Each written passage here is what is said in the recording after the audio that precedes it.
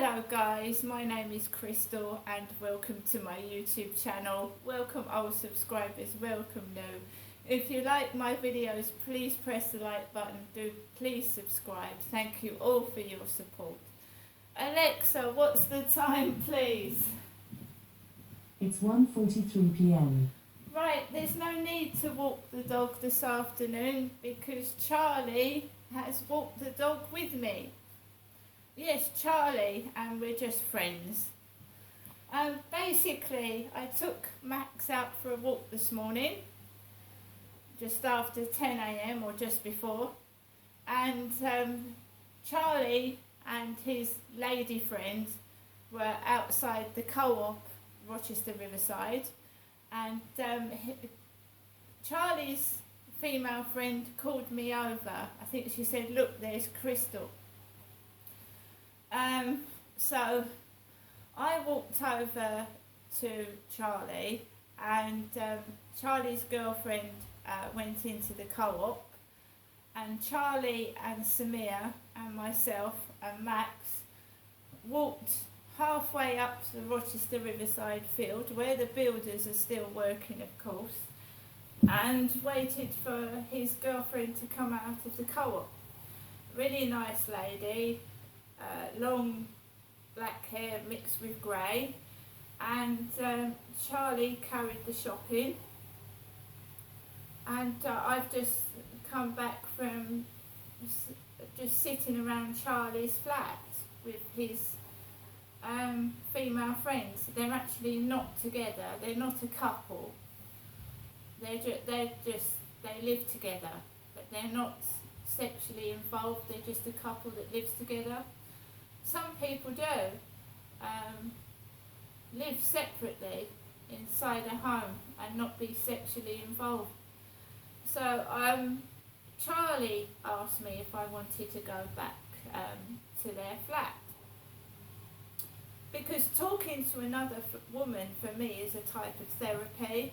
I haven't got any female friends, and Charlie's female friend is a bit older than me, but we just chatted and had a chat, and it was nice to talk about things in my life, things in her life, and she's gone through traumatic times just like I have. She's suffered sexual abuse herself, and she's living with an ex-alcoholic, which is hard for her. So she talked to me, I talked to her, right? So basically, Charlie made me a cup of Earl Grey tea, and I drank it. I feel okay. And he gave me two very small pieces of like a tart, a chocolate one, and like a Bakewell tart. And Max also started sniffing the cake, and he was trying to eat bits of it whilst I was round there.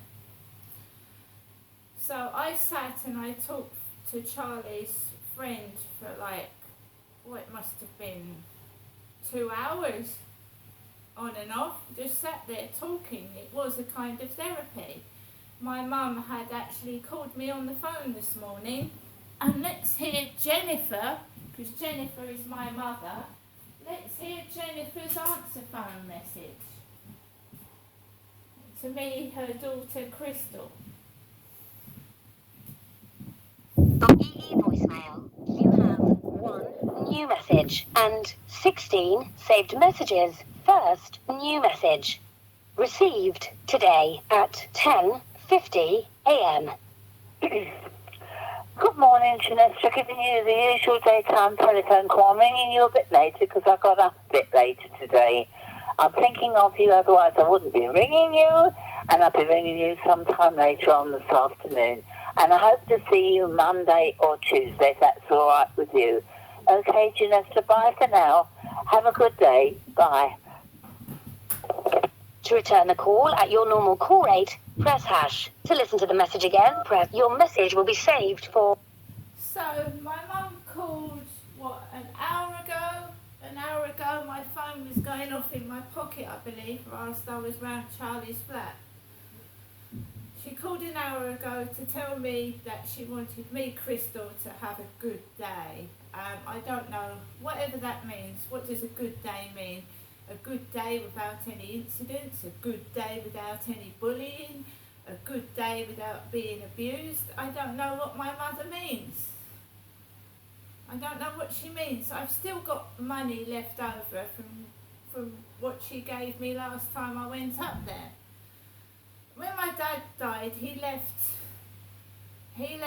money. He sold the house in Victoria Road and he made money from that, and then they moved to Doral Gardens.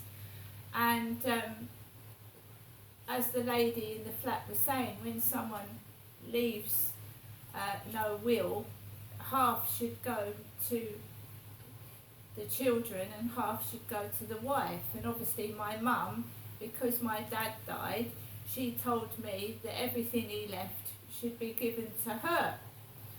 So I was having a good old talk with Charlie's female friend about what's been happening in my life, what's gone on. And Charlie's female friend, has gone through hard times and difficult times like myself. So my mum sat there with what my dad left, and she sorts of like gives me little bits of money here and there. And it's not enough to get a bungalow somewhere out of this horrible place I'm living in where I'm being bullied by various people. It's enough to top up my gas meter, top up my electric, get my phone topped up. But it's not enough to buy a washing machine, it's not enough to buy a bed. So I'm not bettering myself with the money that my father left behind. No, because what my mum's doing is she's feeding the pigeons. She's feeding the pigeons. Now, if my mum will offer me some money and like a pigeon I'll come to peck at the money. See, that lady downstairs feeds the pigeons. Birds drop bird shit. They also carry bird flu. So every time she's dropping bird food, the pigeons are coming to eat it, but they're leaving her a gift. They're shitting and they're making a smell and they carry disease. But I'm not saying it like that. What I'm saying is if that lady downstairs didn't drop bird food, then the birds wouldn't shit in her garden and on the windows, would they? What my mum is doing is she's handing out money, attracting me with money, and I'm coming up there, and she's giving me money, but I'm also getting shouted at. It's like I'm being punished. And then I leave and I'm getting depressed when I come back from my mother's. I'm getting depressed, I'm getting angry. She's like, here you are, here's some money, feeding me with money. And it's not doing me any good. It's not bettering my life. It's making me feel worse, because you're also getting a guilt trip. When I go round to see my mother, I'm getting a guilt trip. A guilt trip.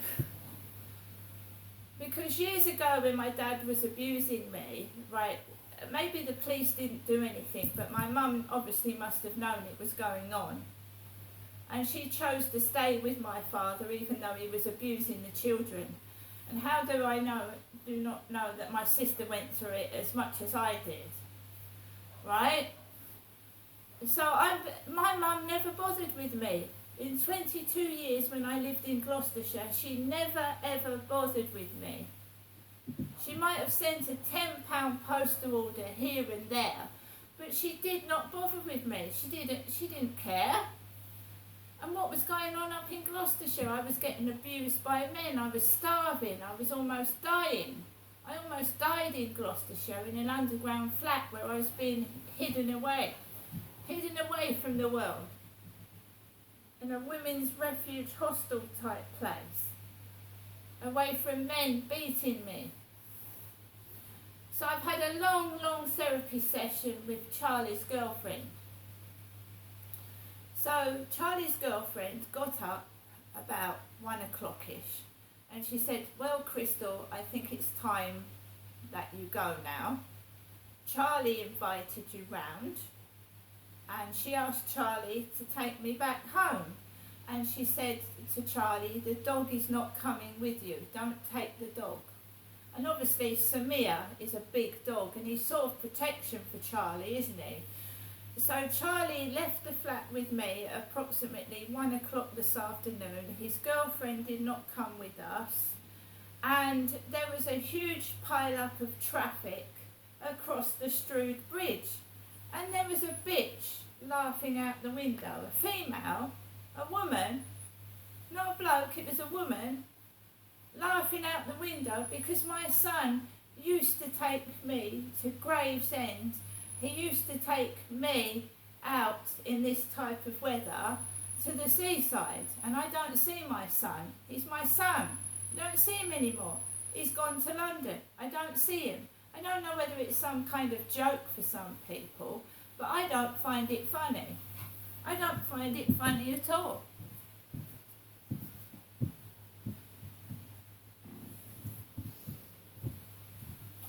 So I told Kale personal information about my family in her flat.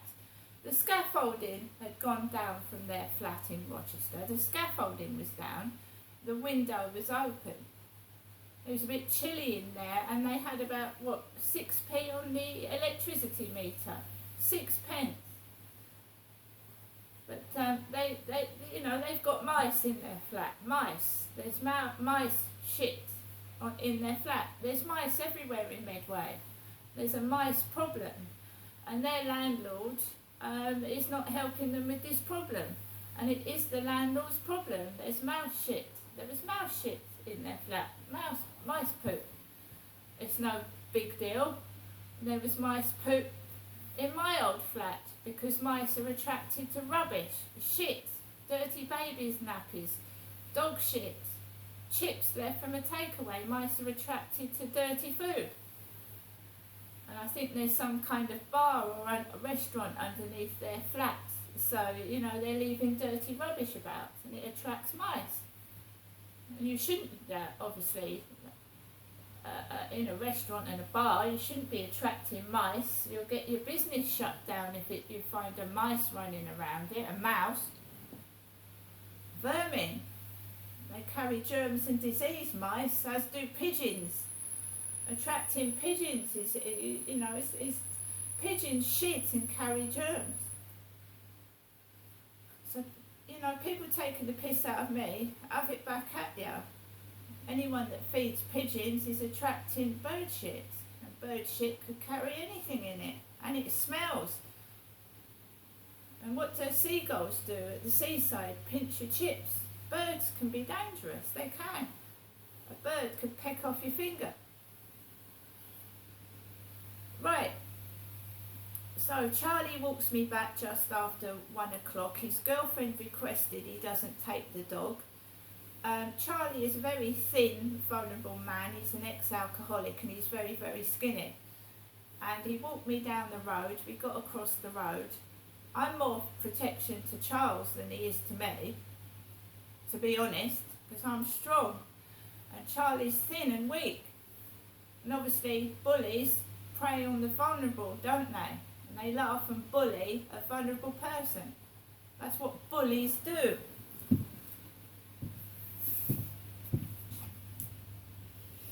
So basically, Charlie walks me back and I ask him to walk Max around the field with me. He wants to hold hands, but I say no. I'm more stronger. I said no. We walk past the builders. We walk up the path.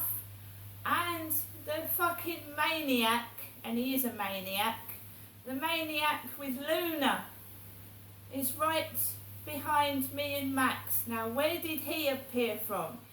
He's a very tall, tallish bloke with a Brian Harvey beard, I call it. He's got a Brian Harvey beard, so it's all grey. His hair's not grey, but his beard is. So he's got a bit of a Brian Harvey beard, and he's got the black dog called Luna behind him. And Luna is not on a lead. Not on a lead.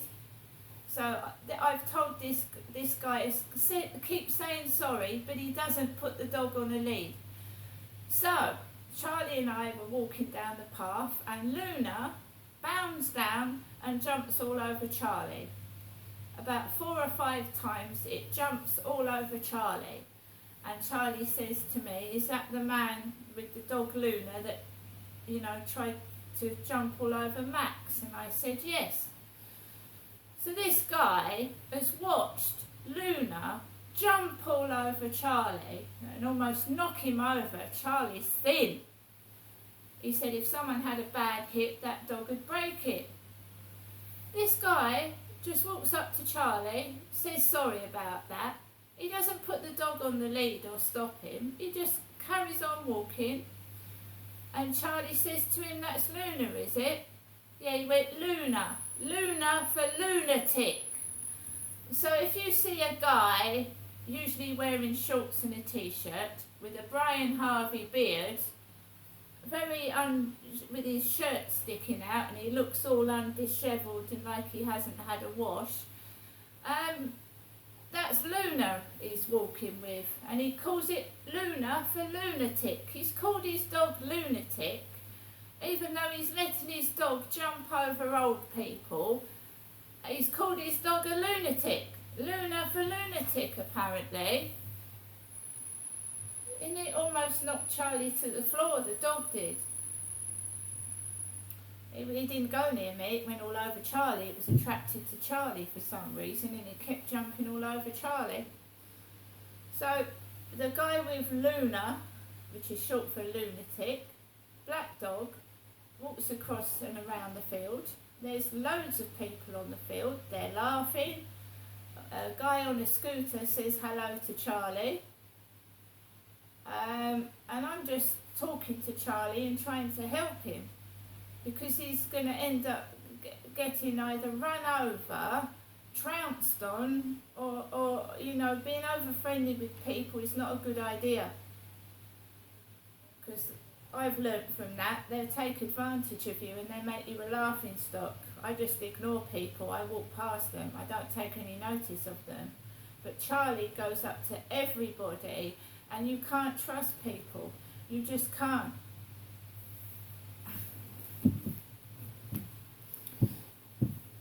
But the dog jumped all over, Luna jumped all over Charlie and almost knocked him over.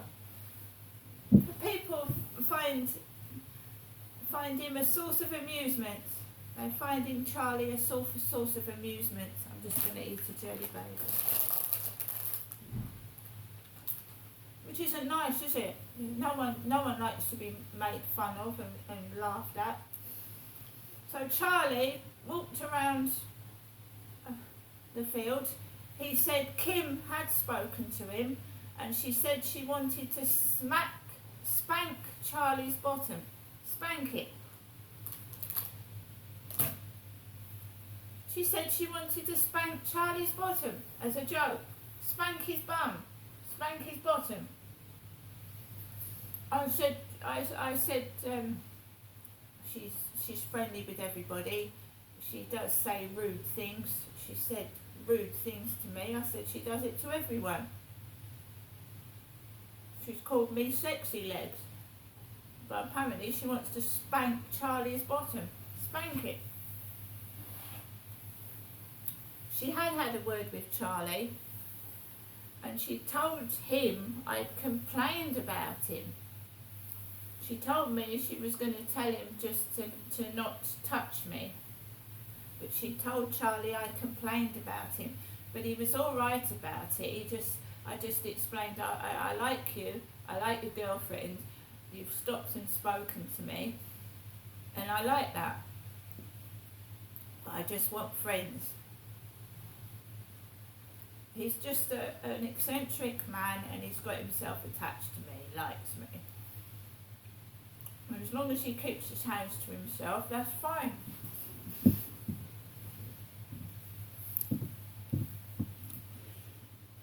Now, you've heard my mum's answer phone message. She'd asked me to go up there today, and then she's turned around and said, I'll probably see you Monday or Tuesday. Now I've been told to take control. Me, not let my mother control me. I'm 54 and she's controlling me, and it's got to stop. It's got to stop. Because my mother knew what my dad had done to me. She's using me. She's manipulating me and controlling me. And I'm 54. And Charlie's girlfriend said, you need to go out. You need to meet people. Your mother is controlling you. So it's been confirmed that my mother is controlling me. Charlie's girlfriend is intelligent. She should be a therapist.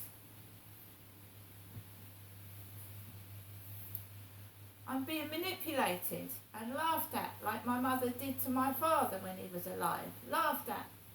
She said he had a small dick and laughed at him. I got into my flats. There is a parcel for Trewally, which is a black family, and a coloured family.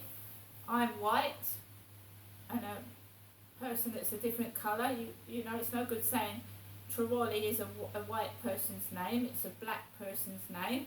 There was a parcel for Trewally left on the floor underneath where I haven't got any post.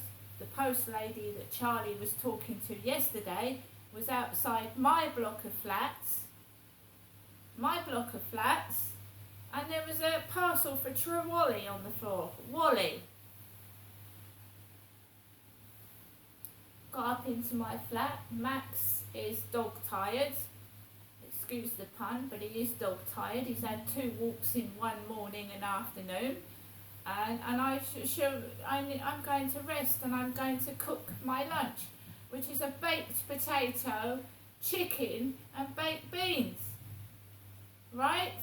And my mum, because she's been manipulating with money, I'm not stupid. I've saved some for my electricity meter, and I've saved some for food.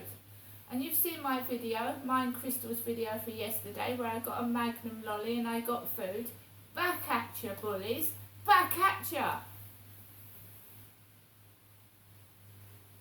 When I came back out of Charlie's flat, I remained cool, calm and collected, even though bitches were laughing.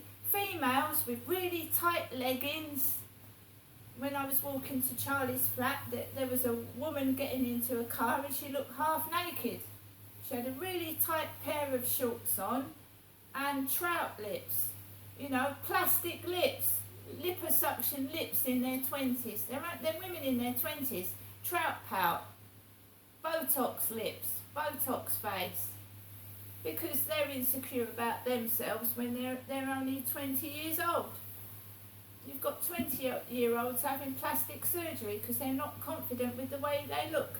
And I couldn't give a fuck about what I look like, because real men are attracted to a woman's personality, not a plastic face with false eyelashes that look like spiders are crawling across it.